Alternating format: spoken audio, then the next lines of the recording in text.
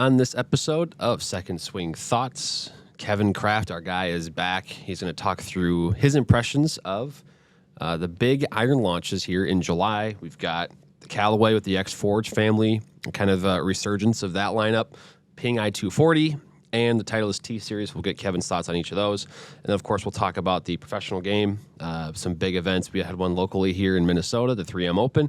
So we'll talk about that and a lot more on this episode of Second Swing Thoughts.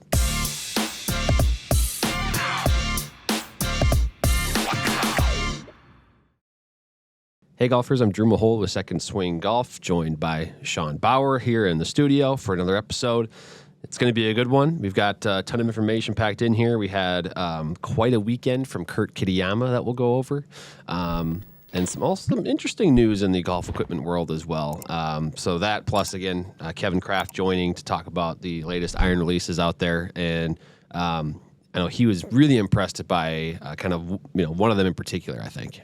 Yeah, absolutely. He definitely, one of the looks he was a big fan of. Yeah. One might say the best looking pitching wedge ever. Yeah, so you'll want to stick around for that from Kevin. That was I've never heard someone ever describe clubs like that, but that's why he's Kevin Kraft, and that's why we all love him. So and it's been too long since we've had him on, so good stuff there. But we're going to get into the turn as we had a busy week in golf. And before we get into our PGA Tour news and breakdowns, we got a special.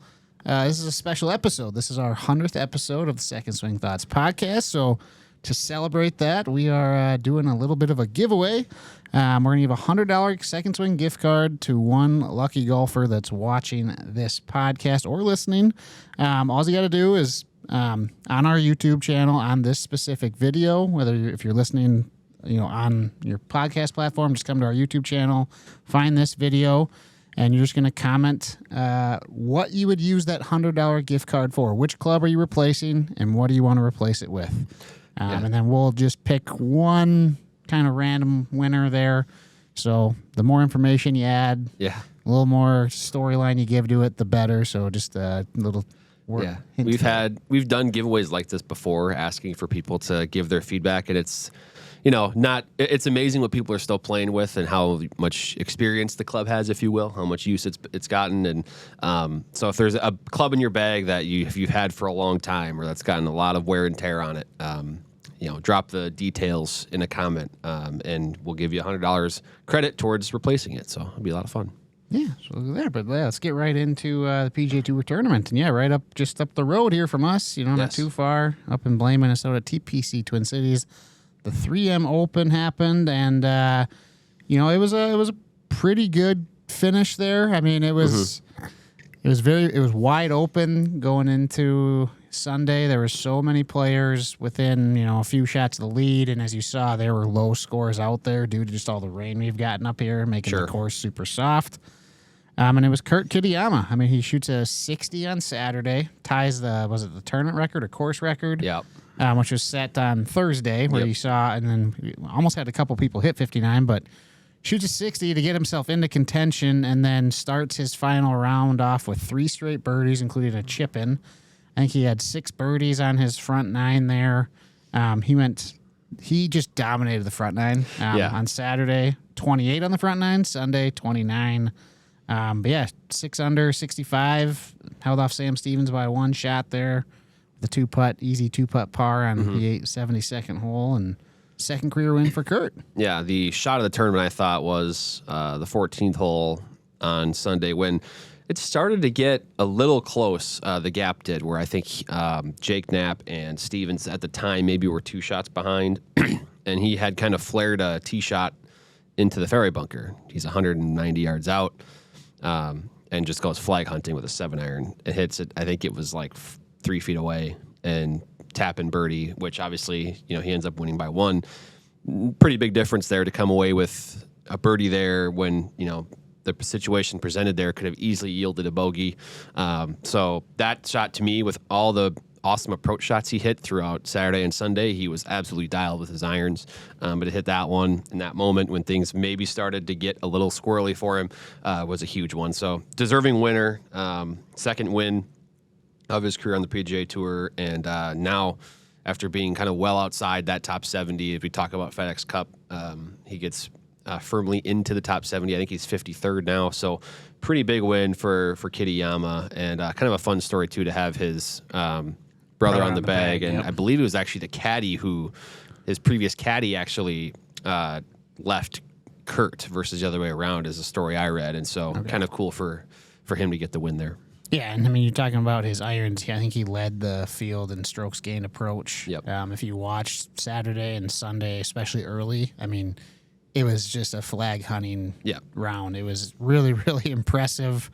He hit so many really close ones throughout. I mean, you can look at his proximity. It was crazy. But that one from the fairway bunker was kind of the, like, you have to have it, tough shot from the fairway bunker, and he just absolutely nailed it. Yeah, and then the bunker shot on 18, just with the situation. Yeah, that was tricky too. It was a little tricky lie. You're going down towards the water, down the hill, all the pressure there to just get that to within, was it 15 feet or so for a birdie putt that he could just lag right up there, give himself. That was pretty impressive. And he's got a fun little what's in the bag, especially up at the top of his bag.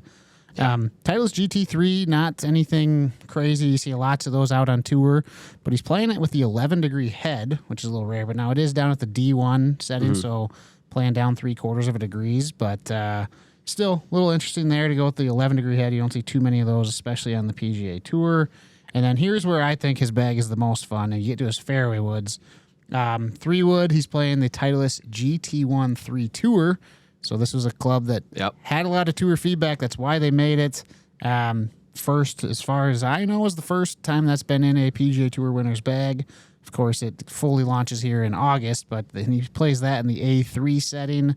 And then he stays in GT1, going with the GT1 7-wood, 21 degrees, playing that one just at standard in the A1 setting. And as we talked to some of the team members down at Titleist when we were down there, and that was the whole reason behind this GT1 3 kind of tour model, was there had been more players in a GT1 fairway wood than they maybe anticipated when they launched the GT lineup. Kurt Kitayama looks like he was one of them, and so then they kind of crafted this tour model of the GT1 to offer the bigger footprint, right, but still some of the low spinning and kind of players' workability characteristics with it. So obviously works for Kitayama. I mean, that's a pretty quick win for a club that, within the GT lineup, it's probably not going to be the most played, but to see it, it fits his eye, and he obviously hit it really good over the week. I know you are a big fan of that I am. club. I've hit that plenty. Yeah. Still trying to make a commitment as to if it's going to stay in the bag or if it's going to come out of the bag for me personally, but it's a really good product. I think a lot of people will like it. Yeah, and his irons, TaylorMade P7 CB4 iron, P7 MB5 to pitching wedge, Vokey SM10s, and then he actually goes with a Scotty Cameron, the studio style Newport 2 tour prototype. So kind of one of the, based off the newer line from Scotty that came out, this year. Really sharp looking putters. He's kind of just got his own, tour version of that. Yeah, I think it's just maybe a little bit of the. It looks like there's a single dot alignment there. That could be part of it, kind of it just customized to him. But overall, it looks like, just based on the image we have from Golf Tour X, that it's pretty similar to the stock Newport 2 model from that Scotty Cameron family. So there's a look at Kurt Kitayama's winning what's in the bag, and we're actually going to flip over to the LIV Tour next. Joaquin Niemann. No matter what your thoughts are on LIV, what he's doing is quite impressive. It's 5 wins in 11 events. It's a 45% winning percentage. I know I saw some LIV media types trying to compare that to Tigers. It's not the same. Stop it. But either way, I don't care what tour you're on. If you're winning almost 50% of your starts, that's really impressive. I think the only thing missing for him is he's got to start performing in majors, because he's only 26. Yeah. So he's still plenty young and kind of entering that prime of his career. But, and obviously if you don't watch LIV, you don't see him quite as often as you use the PGA Tour. So, but yeah, I think he's clearly got talent.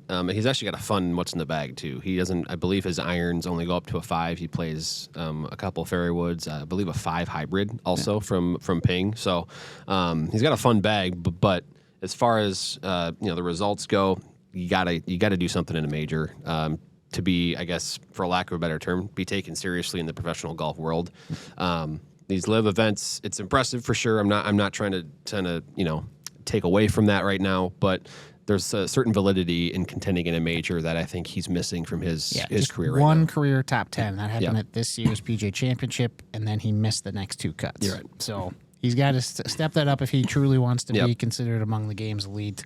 Yeah, and also says something, I think LIV fans or LIV players probably too are kind of like, hey, dude, we need you in the majors right now to validate our entire tour right now. If he keeps winning these events but won't show up in the majors contending against, the PGA Tour elites, that kind of says something. Yeah, and then finally, just some big golf equipment news. L.A.B golf especially, so if you are a fan of L.A.B golf, this could, impact you. According to the Wall Street Journal, they have had a majority stake purchased for $200 million, which Golf Digest was saying was the highest buyout of a putter company since Callaway bought Odyssey for, I think it was $130 million or so back in the 90s. So obviously, L.A.B golf has exploded onto the scene. I truly think, this is my personal opinion, I'm not saying it's a new technology that's zero torque, but just the way that they've gone about building it has been one of the biggest stories in golf for the last 5 years, and you can see all the other companies trying to make their way into that area of putting.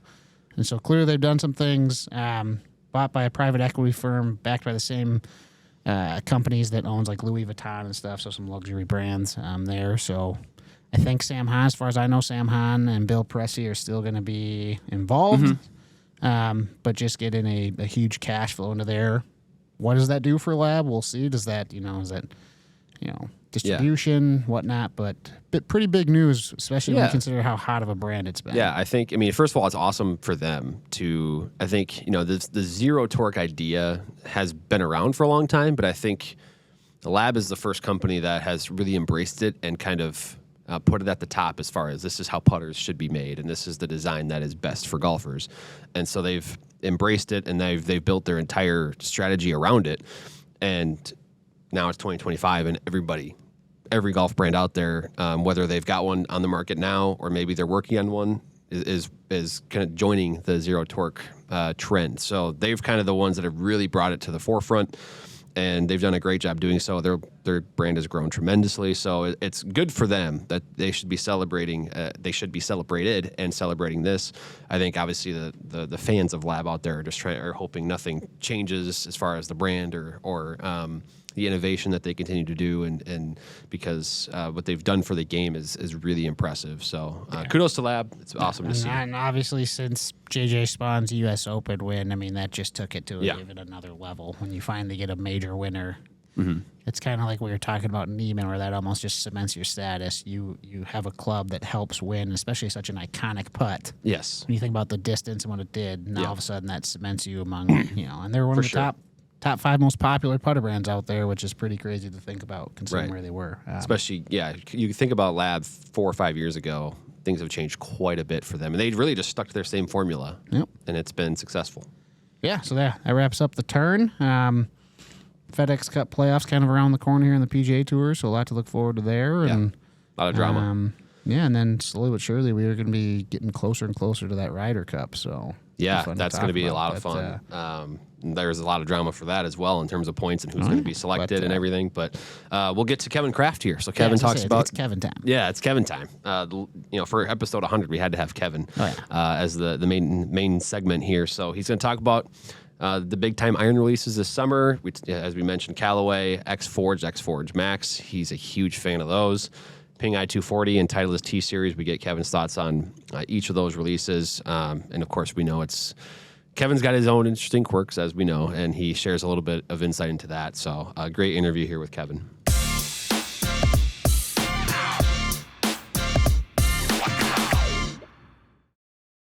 Now back in studio, we welcome on to the Second Swing Thoughts podcast, Kevin Kraft. You guys know who he is. If you've watched really any of the YouTube channel or if you've been a follower of the podcast for, the last few months, you've seen him.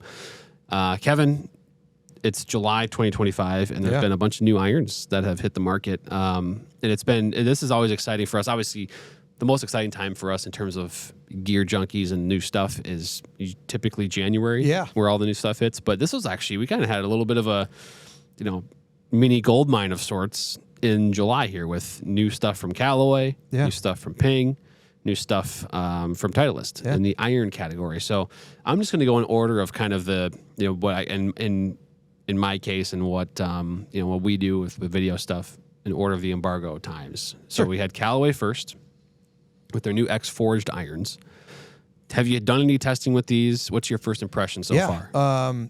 I'm actually really impressed. A lot of that comes down to the aesthetic. It's really good looking. It is. I mean, like, these are stunning looking irons. And it's interesting, we get all geeked up about the players stuff, and it's such a small segment of what we actually fit. But these are the things that we get, maybe almost the most excited about, I guess.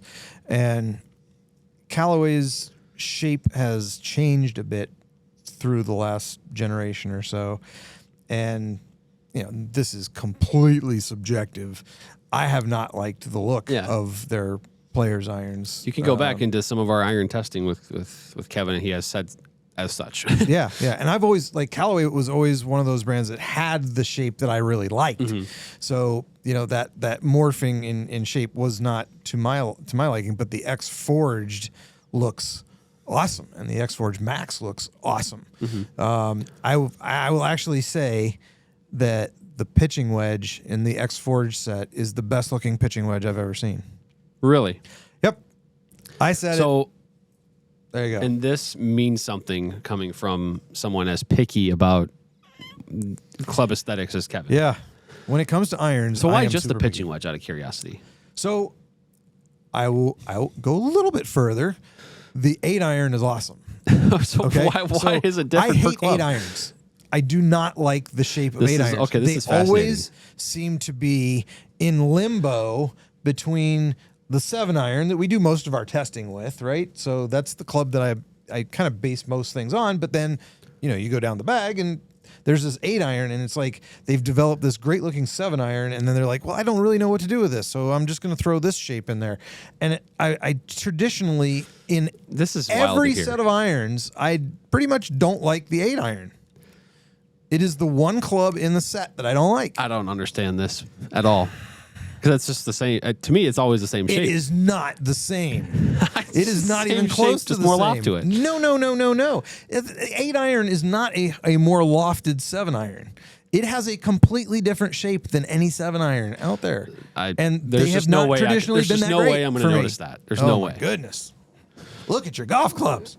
All right, this is a can of worms I should not have opened. So the 8-iron in the new X Forged looks amazing. As a matter of fact, so does mine in my, either the King Tours that I was playing or the CBMBs that I'm now playing. So it's nice to have an 8-iron that I pull out of the bag, and I'm not disgusted by it. Okay, all right. So yeah, so I haven't actually looked at the 9-iron, but I imagine it probably looks pretty good, considering the 8 really looks good and the wedge really looks good. I'm guessing that 9-iron is going to look really good too, and the 7-iron's pretty, and the 5-iron's pretty. So I'm kind of high on the aesthetics of the X Forged. Okay.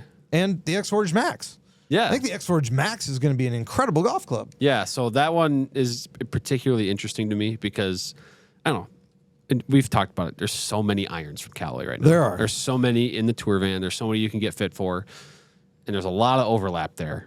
I think in a sense, I'm predicting that these X Forged models are going to almost dwarf or even eliminate from people's brains a couple models out there from Callaway, just because X Forged is going to be a phenomenal player's iron, player's cavity iron, and it's fully forged, so you're going to get super soft feel compared to some of the Apex models.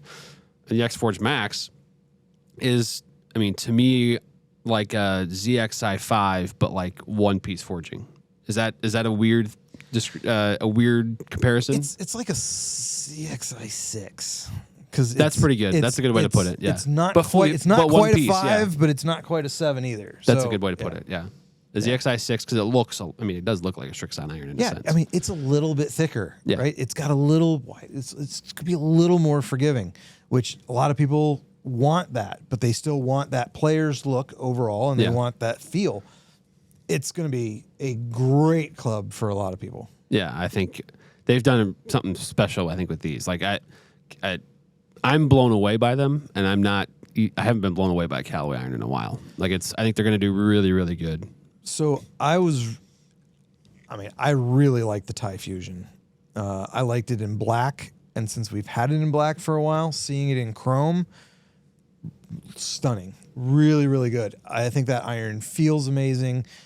Yeah, it comes with an amazing price tag, but it does. It's a great feeling golf club. Performs so very well, spins really well, and for that, individual that isn't as price conscious and is looking for a golf club that gives you all the feels and everything, it's a great golf club. Yeah, I think Callaway has been almost, it seems like in some senses they've been sort of throwing some darts to see what kind of sticks in a lot of ways, and I think they found something that's going to stick here. Yeah. So we look in the Apex line, and now we have the 150. So yeah, I think we should talk about that too. Yeah. Yeah. I just don't know. Like if you're in a fitting with a player, and they're like, I need a Callaway iron. Where does 150 fit in now after X Forged and X Forged Max are an option too? What player is going to go with 150? I guess, or what player is going to go? Maybe they love Apex. How are you going to get that player to an X Forged? Like there's a lot of overlap there. There is. One of the ways could be aesthetics. Because are they that different? The Pro line, the Apex Pros and the Apex line has a different shape. So some people are going to like that. Some people are going to like the X Forged look better. The Apex Pro, or sorry, the 150, same thing. Yeah. Has the cup face above the 7-iron. So there's a bit of a difference there. Sure. Some distance that's technology. That's going to go to ball speed, right? So there's some things we can look at there. But we're going to present both those options and be like, hey, let's hit them both and see what the feel you want is and what the look you want is. Some people don't care about looks at all. It's all about numbers, and that's fine. Yeah. We should see a little bit of a separation. The X Forged Max seems like it's the club that is for a player who maybe needs a little bit of help and forgiveness, but just can't get away from a fully forged iron. Sure. Whereas the Apex Ai150 is for like a player that's like in that distance space, needs some distance, wants that high ball speeds and some forgiveness off center, but it's a look thing primarily for them. Where like they want a smaller look, they have this shape that they like. Ai150. Well, think about it from a blending perspective, though, right? That's one of the beautiful things about everything that's coming down the line now is everybody's making it much easier to do blended sets, and we should be doing blended sets as much as possible. I don't know about you, if I was going to go X Forged, I'd probably go max in the 5 and 6, and then 7 on down in the standard. I'd love to have a little bit extra help on those longer iron shots. Yeah. Why wouldn't we? And that seems to be the trend on tour. Yeah. We're seeing more forgiveness, especially at the top end of the bag. So everybody else should have the same thing. If you're a good player and maybe you like a 4-iron and you want to carry a 4-iron, having a little bit bigger 4-iron, it's fine. Really good. Can help you a lot. Yeah. And we'll talk about the combo blending piece with T-Series as we get there. Sure. Because those are that's talk about blending. It's going to be perfect. Yeah. But let's first hit on the Ping i240s. Mm-hmm. So the Ping i210s were awesome for many years. i230s have been really good for a few years. Now we have i240. Your first impression of these ones? Love it. I think it's great. I've hit it. I think it looks good. I know some people were not sure about the back badging. I'm kind of in that. I have no problem with it. I think it's perfectly reasonable, and it's not as pure as the X Forged is, but it's but it's good. Not designed to be. No, exactly. So I think that's the piece. It's it's designed for consistency. And i210 was super consistent. I played them. i230 super consistent. Gave you a little bit of spin where maybe in this day and age so many irons don't spin enough. Mm-hmm. i240, there seems to be no drop off or anything performance-wise that is of any concern. And, there are some people, again, the badge thing, if you're super picky about aesthetics, might not like that badge on the back. It's a little different than the past two models. Yeah. I-230 was so clean back there, right? Yep. But I think in terms of fitting players, and the look of the dress doesn't have anything different. It looks clean. Yeah. It's going to be a great club. I think it's fantastic. I spent a little bit of time with it. There's been a trend in this category toward maybe a bit of clickiness coming off faces, and I did not get that with That's important. The I-240. So that was one of the first things I wanted to know is what's it going to sound like, right? So I thought it's great. I love Ping products. Yeah. Across the board, they're phenomenal to fit with, great for so many people. This from a slightly stronger lofted players category, just fantastic. Love it. And it is in the bag of some tour pros on their staff already. Yeah. When I was on the tour truck down in Texas, they had a set. I don't know if actually Victor put us in the bag for sure yet, but they had a set right there built for Victor Hovland to test out that week. So they're right away. It was being picked up and getting some use already from their big name players. Specs are, because my guess is he's not playing standard. No, he might not be playing retro. He might be playing even like more retroer. That's very possible. We have another visit with Ping coming up here, so we can maybe get that information. Yeah, that'd be cool. Because I know in talking to the guys on the truck, this is sort of an aside a little bit, but he played his best golf 3 years ago, and so he's very reluctant to change out of the old. I think as of leading up to that event, this was the Charles Schwab in May. He was still playing a G425 LST driver, still playing I-210 irons, and so they were really trying to. He just changed his golf swing. They were trying to say, hey, this is our latest stuff. Yeah. It can help you out. Yeah. And so they're trying to work with him on that. And that's what the I-240 set was built for. Someone can maybe tell me if he's put that in the bag or not. But anyway, that's Victor Hovland. There's a lot of that, though. There's a lot of guys. Well, a lot of tour guys. Yeah. Oh, yeah. Nice. Cool. Very, very nice. I like it. Looks good. I'm just going to keep playing this. Chris Gotterup just won the Scottish, and he was playing a 2014 TaylorMade UDI, from... It was like the TP UDI from back then. They've had 7 or 8 models of that since. But that's what he wants to play. So it happens. I tip my cap to those guys that can keep an iron or you would never think of that. So I think the longest I've carried anything. The burner mini.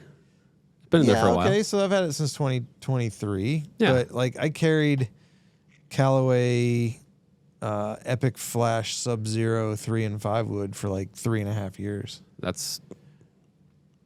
Those were also awesome fairway woods. Yeah. I really truly can't see myself switching out of these fairway woods. The elites? Anytime.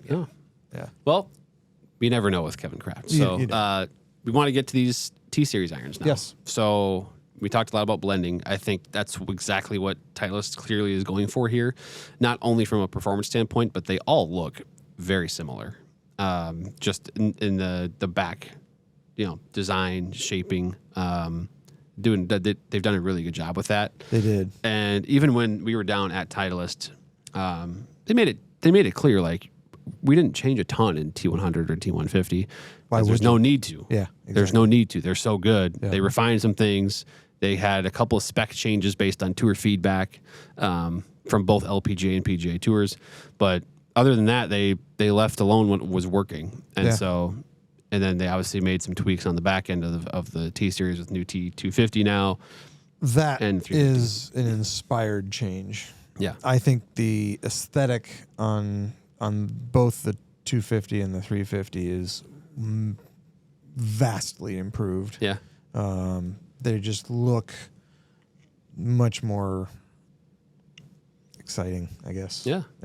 And they've gone to, it's a much cleaner looking hollow body design. I think T200, they had that back piece that, and they've even admitted, the sound and the feel of that was not so good, or, it could be improved. Yeah, they went from plasticky to a very thin metal, and it still sounded kind of tinky when you played around with it, and now it looks solid. Yeah, and then we should bring up a little bit here too, but the T250 launch spec is going to be interesting. So still, I'm sure there's going to be some, what's the use cases for that and how is that going to work? But it's important. I think it's brilliant though, because it gives us a new dimension for juniors. Yes. Which is great. And for those who need a higher launching product. And it's like a lot of people need a higher launching product. All these brands have an HL. Right. A lot of them do, right? Right. But this is like another level with the loft that it's actually at. And then they can play around in the custom fittings with the weight of the head too, and you can mess around with that. So like they've taken that HL idea to a different level, I think, with just how much loft it is. And of course you can customize it and do what you got to do. But 35 in a 7-iron it's loft. It's a lot of loft. Yeah. But there's a lot of people that need a lot of loft. Right. I mean, that's one of the problems that we've seen through the years is that as spin has gone down, are we able to create enough height to have a landing angle that we should have any expectation of the ball being able to stop? It's great when you update somebody, 5, 6, 7, 10 generations, right? Or somebody comes in with something from the 1990s, right? And it's a completely different world, but my goodness, spin has changed so drastically. Right. So if we're not getting the height, then we can't get good stopping numbers. And so that's why my obsession in any fitting is spin, height, and landing angle. We're going to focus on carry because almost to a man, people come in and say, well, I'd like a little more distance. And I'd like to hit it, straighter or have more forgiveness. So the way clubs have evolved, we can do that with most people, but can we create, if I can find somebody 20 extra yards with an iron, is that 20 good yards where the ball stops the way we want it to? Carry yardage with a high launch and it stops. Exactly. That's the important part. Because total distance can be achieved if you just move the loft. Get something stronger lofted, but that's not always good. Slower swing speeds, right? So they naturally don't produce as much spin.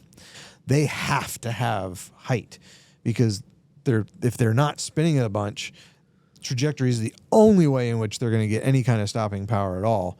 So the higher I can make that ball go, the more it can actually stay in the air so they can get more distance. So which is what the launch spec here is going to help a lot of people. Yep. A lot of people do. Yep. So I like the way that they've sort of thought outside the box a little bit, and they talked too that there was, should we do the 250 or the 350 with this launch spec? And it sounds like the overwhelming favorites in all the testing that they did was the 250 is going to be the best way for them to make that work for the widest amount of golfers. Because you could have some skilled younger players that need it or something like that.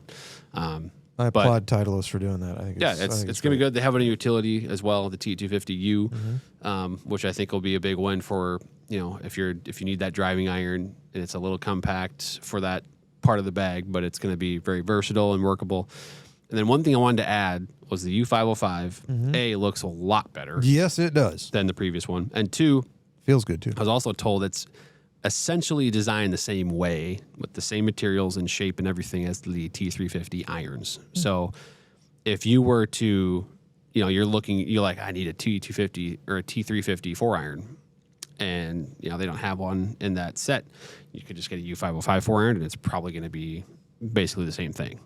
So something to think about in that respect. I think they've combined them because the goals of each club are pretty similar. It's just that you have shorter shafts and more loft with the T350 irons. Yeah. But the club heads are almost the same in design.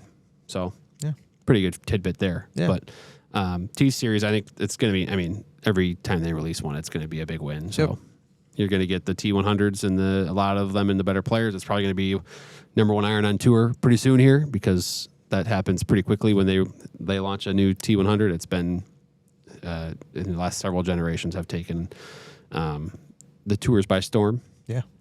But it seems like it's going to be awesome. Yeah, it's a wonderful time in golf. And golf is continuing to explode, which is really, really cool. having all these new offerings, especially in mid-season, where it just gives us a bit of a boost of freshens things up a little bit.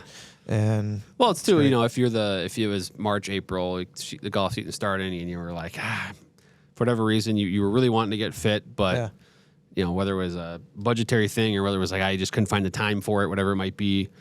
Now there's another opportunity to, and there's all these new items and new models that are in the second swing fitting bay that you can now test out and might be in your bag. So Kevin, thanks for joining. Talking new irons. I know that's always one of your favorite topics. It's golf. It's always one of my favorite topics. Golf. Yeah, absolutely.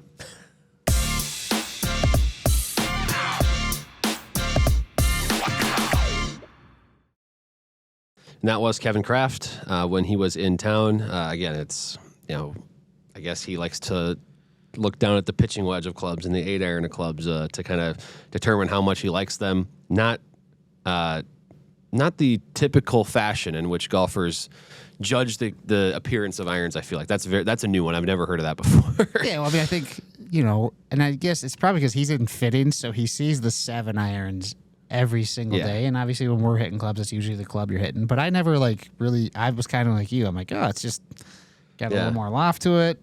Not much difference. But then it was kind of funny. So I kind of was talking about this once I was listening back to it. And Zach Lowenstein, who's one of our videographers here, he was saying how he just can't stand the look of 7-irons. And I was like, what is up with this? Yeah. Well, it reminded me, this kind of transitions to what we've got coming up on the YouTube channel. So obviously we had a full day of filming in the bay with Kevin, and we did all kinds of head-to-head comparisons. The new irons, we did some fairway stuff, just awesome.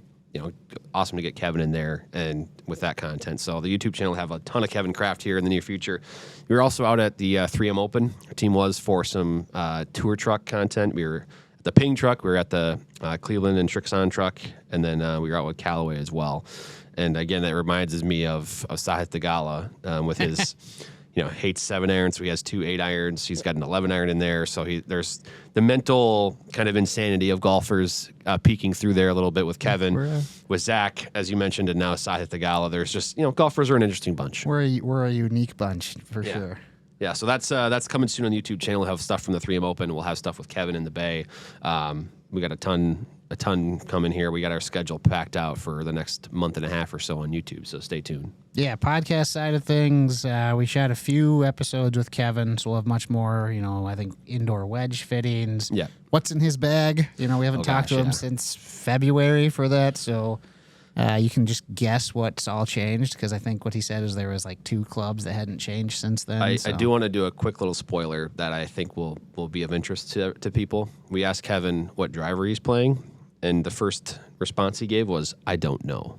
So that's a good little peek into what's in his bag. We got him. We got some really cool kind of top clubs of the year content coming your way here soon. We have some stuff out from TPI. Yes. That's right. Talking about, the new T-Series, kind of getting the inside look at the tech and the design behind it. Those are always really interesting to see with Tom Fisher there. Mm-hmm. So that's really good stuff on the podcast side. On the second swing side, just, keep your eyes out open here for early August. Got some cool stuff coming your way. So that's all I will say. First week of August is always a big one. Just rhyming like I'm Happy Gilmore. There you go. Perfect. Yeah. Speaking of, that's another new thing that's been going on in the game of golf, I guess, if you want to loop it in there, is the new movie. So, but yeah, another great episode of the Second Swing Thoughts podcast. If you're not subscribed, make sure you do so on YouTube or on Spotify or on Amazon Music or wherever you listen or consume the content. Stay tuned for all the stuff that we just talked about. It's going to be awesome, and we appreciate you tuning in, watching, and we'll see you next week on the Second Swing Thoughts podcast.